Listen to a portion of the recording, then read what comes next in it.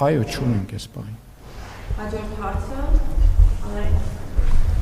Շնորհակալ եմ, պարոն վարչապետ, քաղաքացիների հետ ձեր հանդիպումների ժամանակ վերջերս իրենց կարծիքն եք հարցնում, թե արժե ներկայացնել հրապարակային ցուցադրել այն ռազմատեխնիկան, որը վերջին տարիներին է ձեռք բերվել։ Հետաքրքիր է, որոշում եզրակացություն կա արդեն սրա հետ կապված։ Այո, որոշում եզրակացություն կա,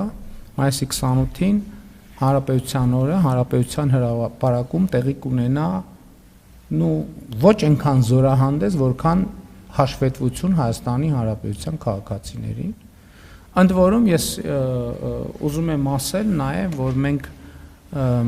այս թեմայով աշխատում ենք եւ աշխատել ենք մեր միջազգային գործընկերների հետ, որպեսզի ընդհանրապես զորահանդեսը ինքը շատ նուրբ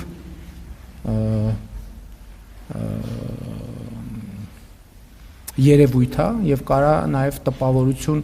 ստեղծի խաղաղության օրակարգից շեղվելու, խաղաղության օրակարգից հրաժարվելու եւ մենք աշխատում ենք եւ շարունակելու ենք աշխատել միջազգային հանրության մեր գործընկերների հետ, ներառյալ տարածաշրջանի երկրների հետ, որպեսզի նրանք որևէ կերպ դա չընկալեն որպես խաղաղության օրակարգից հրաժարում։ Մենք դա ըստ էության ստիպված, ոչ թե ստիպված չէ, առիթ է, մենք եւ նաեւ հիշում եք, որ ես հայտարարել է, որ այն քաղաքացիների խմբերը, ովքեր ուզում են տեսնեն, ես հրավիրում եմ, որպեսզի մենք ցուցադրություն անենք, բայց քաղաքացիների այնքան մեծ թիվ է հերթագրվել, որ իրատեսական չի, որ մենք մարդկանց հերթով խմբերով տանենք, հրավիրենք եւ այնտեղ ցույց տանք, եւ էլ չեմ ասում, որ այդքան մարդ, եթե եկավ տեսավ, այդ նշանակում է, որ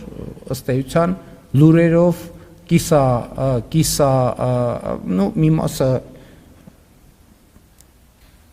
շեղված տարածվելու այդ ինֆորմացիան, դրա համար ավելի լավ է ցույց տանք։ Եվ